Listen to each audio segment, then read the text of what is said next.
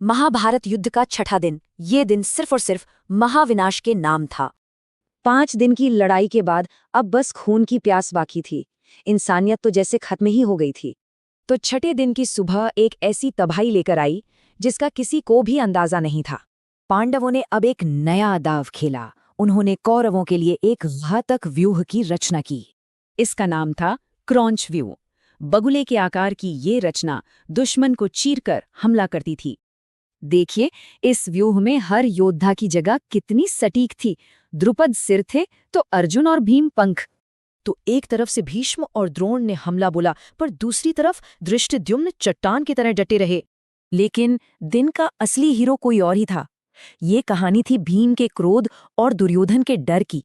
भीम अपनी गदा लेकर अकेले ही कौरव सेना के बीच घुस गए, मानो विनाश की कोई आंधी चल पड़ी हो।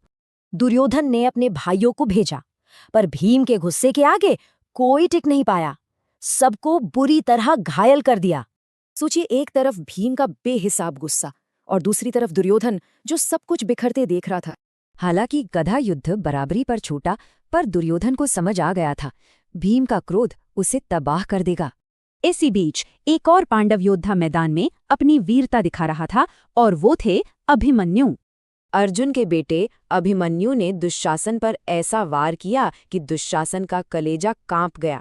दुशासन को अपना रथ छोड़कर पैदल भागना पड़ा। एक बड़े कौरव सेनापति के लिए ये कितना बड़ा अपमान था।